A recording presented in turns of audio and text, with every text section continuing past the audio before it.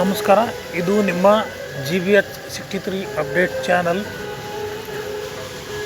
ವಿದ್ಯಾರ್ಥಿಗಳು ದುಶ್ಚಟದಿಂದ ದೂರವಿದ್ದು ನಿಮ್ಮ ತಂದೆ ತಾಯಿಗಳಿಗೆ ಸೃಜನಶೀಲ ಮಕ್ಕಳಾಗಿ ವಕೀಲರ ಸಂಘದ ಅಧ್ಯಕ್ಷ ಜಿ ವೆಂಕಟೇಶ್.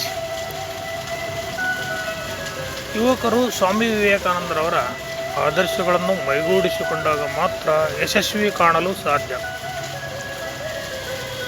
ಹರಪನಹಳ್ಳಿ ಸ್ವಾಮಿ ವಿವೇಕಾನಂದರವರು ಯುವಜನತೆಗೆ ಒಳ್ಳೆಯ ಸಂದೇಶವನ್ನು ನೀಡಿದ್ದಾರೆ. ಅವರ ಆದರ್ಶಗಳನ್ನು ಯುವಕರು ಮೈಗೂಡಿಸಿಕೊಳ್ಳಬೇಕೆಂದು ವಕೀಲರ ಸಂಘದ ಅಧ್ಯಕ್ಷ ಟಿ ವೆಂಕಟೇಶ್ ಹೇಳಿದರು. ಹರಪನಹಳ್ಳಿ ತಾಲೂಕಿನ ಅರಸೀಕೆರೆ ಗ್ರಾಮದಲ್ಲಿರುವ ಶ್ರೀ ತೋಂಟದಾರ್ಯ ಪದವಿ ಪೂರ್ವ ಕಾಲೇಜಿನಲ್ಲಿ ತಾಲೂಕು ಕಾನೂನು ಸೇವಾ ಸಮಿತಿ, ವಕೀಲರ ಸಂಘ ಇವರ ಸಂಯುಕ್ತ ಆಶ್ರಯದಲ್ಲಿ ರಾಷ್ಟ್ರೀಯ ಯುವ ದಿನಾಚರಣೆ ಕುರಿತು ಕಾನೂನು ಅರಿವು ಕಾರ್ಯಕ್ರಮದಲ್ಲಿ ದೀಪ ಹಚ್ಚುವ ಮೂಲಕ ಉದ್ಘಾಟಿಸಿ ಬಳಿಕ ಮಾತನಾಡಿದರು. ವಿದ್ಯಾರ್ಥಿಗಳು ಮಹನೀಯರ ಆದರ್ಶಗಳನ್ನು ಕೈಗೂಡಿಸಿಕೊಂಡು ನಿಮ್ಮ ಜೀವನದಲ್ಲಿ ನಡೆಸಿಕೊಂಡಾಗ ವಿದ್ಯಾರ್ಥಿ ಜೀವನ ನಡೆಸಲು ಸಾಧ್ಯ ಎಂದರು. ನಾವು ಸಂವಿಧಾನ ಶಿಲ್ಪಿ ಡಾಕ್ಟರ್ BR ಅಂಬೇಡ್ಕರ್ ಅವರ ಅನುಯಾಯಿಗಳಾಗಿ ನಡೆದುಕೊಂಡು ಹೋಗಬೇಕಾಗಿದೆ. ವಿದ್ಯಾರ್ಥಿಗಳು ಸಮಾಜದ ಅಂಕುಡೊಂಕುಗಳನ್ನು ತಿದ್ದುವಂತಹ ಸೃಜನಶೀಲ ವಿದ್ಯಾರ್ಥಿಗಳಾಗಿ ನಿಮ್ಮ ತಂದೆ ತಾಯಿಗೆ ಕ್ರಿಯಾಶೀಲ ಮಕ್ಕಳಾಗಿ ನಡೆದುಕೊಳ್ಳಿ ಎಂದು ವಿದ್ಯಾರ್ಥಿಗಳಿಗೆ ಕಿವಿಮಾತು ಹೇಳಿದರು. ಹಿರಿಯ ವಕೀಲರಾದ KM ಚಂದ್ರಮೌಳಿ ಮಾತನಾಡಿ, ವಿದ್ಯಾರ್ಥಿಗಳ ಜೀವನ ನಿಂತ ನೀರಾಗಬಾರದು, ಹರಿಯುವ ನದಿಯಾಗಿ ವಿದ್ಯಾರ್ಥಿಗಳು ಜ್ಞಾನವನ್ನು ಸಂಪಾದನೆ ಮಾಡಿಕೊಳ್ಳಿ ಎಂದು ವಿದ್ಯಾರ್ಥಿಗಳಿಗೆ ಸಲಹೆ ನೀಡಿದರು. ಪ್ಯಾನೆಲ್ ವಕೀಲ M ಮೃತ್ಯುಂಜಯ ಮಾತನಾಡಿ, ವಿದ್ಯಾರ್ಥಿಗಳು ದೈಹಿಕವಾಗಿ ಮತ್ತು ಮಾನಸಿಕವಾಗಿ ಸದೃಢರಾದಾಗ ಮಾತ್ರ ಉತ್ತಮ ವಿದ್ಯಾರ್ಥಿಗಳಾಗಿ ನಡೆದುಕೊಳ್ಳುವುದಕ್ಕೆ ಸಾಧ್ಯವಾಗುತ್ತದೆ ಎಂದರು. ವಿದ್ಯಾರ್ಥಿಗಳು ಗುರಿ ಮುಟ್ಟುವ ತನಕ ನಿಮ್ಮ ಆದರ್ಶ ಜೀವನ ನಡೆಯಲಿ. ಒಳ್ಳೆಯ ವಿದ್ಯಾರ್ಥಿಗಳಾಗಿ ಕೆಟ್ಟ ವಿದ್ಯಾರ್ಥಿಗಳು ಆಗಬೇಡ್ರಿ ಎಂದು ಸಲಹೆ ನೀಡಿದರು. ಕಾಲೇಜಿನ ಪ್ರಾಚಾರ್ಯರಾದ ಹೊಸಕೋಟೆ ಸಿದ್ದೇಶ್ವರ ಕಾರ್ಯಕ್ರಮದ ಅಧ್ಯಕ್ಷತೆ ವಹಿಸಿ ಮಾತನಾಡಿದ ಅವರು, ಸ್ವಾಮಿ ವಿವೇಕಾನಂದರವರು ಅಮೆರಿಕ ಚಿಕಾಗೋ ಸಮ್ಮೇಳನದಲ್ಲಿ ಸದೃಢವಾಗಿ ಮಾತನಾಡಿದ್ದರು. ಅವರ ಆದರ್ಶಗಳನ್ನು ವಿದ್ಯಾರ್ಥಿಗಳು ಮೈಗೂಡಿಸಿಕೊಳ್ಳಬೇಕೆಂದರು. ಈ ಸಂದರ್ಭದಲ್ಲಿ ವೈ ಅಣ್ಣಪ್ಪ ಪದವಿ ಕಾಲೇಜಿನ ಪ್ರಾಂಶುಪಾಲ ಡಾಕ್ಟರ್ ಸುರೇಶ್ ಮಾತನಾಡಿದರು.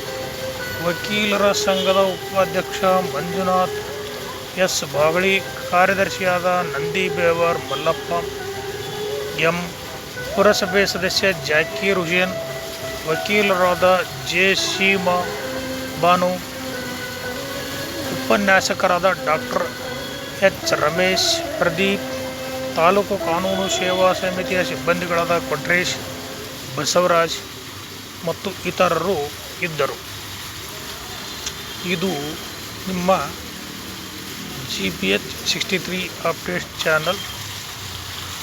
ವರದಿ ಮಹೇಶ್, ಹಿರಿಯ ಪತ್ರಕರ್ತರು. Please subscribe the channel, share and like. ಧನ್ಯವಾದಗಳು.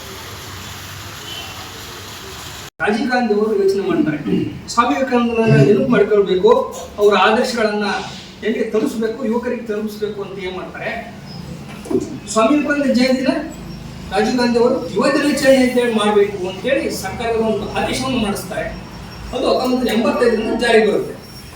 ಅವ್ರು ಏನ್ ಮಾಡ್ತಾರೆ, ಯುವಕರಿಗೆ ಮತದಾನದ ಹಕ್ಕು 21 ಇತ್ತು ಮೊದಲು, 18 ವರ್ಷಕ್ಕೆ ಮತದಾನದ ಹಕ್ಕನ್ನ ನಿರ್ಧಾರ ಮಾಡ್ತಾರೆ. ಅಂದ್ರೆ 18 ವರ್ಷ ಆಗೋರು ಮತದಾನ ಮಾಡಬೇಕು ಅಂತೇಳಿ ಅವರು ಯುವಕರ ಬಗ್ಗೆ ಕಾಳಜಿ ಇರ್ತಕ್ಕಂಥ ಒಬ್ಬ ಪ್ರಧಾನಿಗಳು, ಅವರು ಯುವಕರು ಕೂಡ ಆಗಿದ್ರು ಅವರು. ಹಾಗಾಗಿ ಆಗಿನ ಪ್ರಧಾನಿಗಳು ಅವ್ರನ್ನ ಇವತ್ತು ಸ್ಮರಿಸಬೇಕು.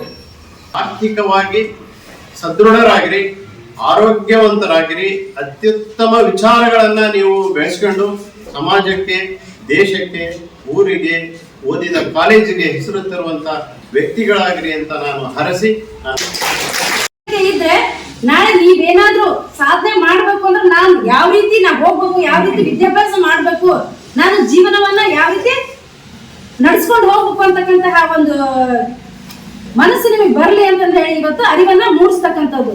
ನೋಡ ಬಾಲ್ಯದಲ್ಲಿ ಸಣ್ಣ ಮಕ್ಕಳಿಗೆ ಏನ್ ಮಾಡ್ತಿದ್ರು, ದುಡಿಯಕ್ಕೆ ಹಚ್ತಾ ಇದ್ರು. ನಾವು ಬಾಲ್ಯಾವಸ್ಥೆಯನ್ನ ನಾವು ಉಳಿಸ್ಬೇಕು, ಅವರಿಗೆ ಬಾಲ್ಯಾವಸ್ಥೆಯಲ್ಲಿ ಸಿಗ್ತಕ್ಕಂತಹ ಸೌಲಭ್ಯಗಳು ಏನಿದಾವನ್ನ ಸಿಗಬೇಕು ಅಂತಂದೇಳಿ ಬಾಲ ಕಾರ್ಮಿಕ ನಿಷೇಧ ಕಾನೂನು ಅಂತಂದೇಳಿ ಬಂತು. ಅಂದ್ರೆ ಅಲ್ಲಿ ಅವರಿಗೆ ದುಡಿಮೆ ಕಳಿಸ್ಬೇಡ್ರಿ, ಅವರಿಗೆ ಓದಿಸ್ರಿ, ಅವರು ವಿದ್ಯಾಭ್ಯಾಸ ಮಾಡ್ಬೇಕು, ಪೋಷಕರ ಪ್ರೀತಿಯನ್ನ ಪಡಿಬೇಕು ಅಂತಂದ ಹೇಳ್ಬಿಟ್ಟು ಏನ್ ಮಾಡಿದ್ರು, ಬಾಲ ಕಾರ್ಮಿಕ ನಿಷೇಧ ಪದ್ಧತಿ ಬಂತು. ಆಮೇಲೆ ಕೆಲವೊಂದು ಏನ್ ಮಾಡ್ತಾ ಇದ್ರು, ಬಾಲ್ಯ ವಿವಾಹ ಮಾಡ್ತಾ ಇದ್ರು. ಅಂದ್ರೆ ಅವರ ಬಾಲ್ಯವನ್ನ ಕಸ್ಕೊಳ್ತಾ ಇದ್ರು. ಇಲ್ಲಿನ ನಾವು ಈ ಬಾಲ್ಯಾವಸ್ಥೆಯನ್ನ ಉಳಿಸ್ಬೇಕು ಅಂತ ಹೇಳ್ಬಿಟ್ಟು ಬಾಲ್ಯ ವಿವಾಹ ನಿಷೇಧ ಕಾಯ್ದೆ ಬಂತು. ಆಮೇಲೆ ಮುಂದೆ ನಾವೇನ್ ಬರ್ತೀವಿ, ಪ್ರೌಢಾವಸ್ಥೆಗೆ ಬರ್ತೀವಿ. ಈ ಪ್ರೌಢಾವಸ್ಥೆಗೆ ಬಂದಾಗ ಕೂಡ ಕೆಲವೊಂದು ನಾವು ತಪ್ಪುಗಳನ್ನ ಮಾಡಿ ನಮ್ಮ ಜೀವನವನ್ನೇ ಹಾಳು ಮಾಡ್ಕೊಳ್ತೀವಿ.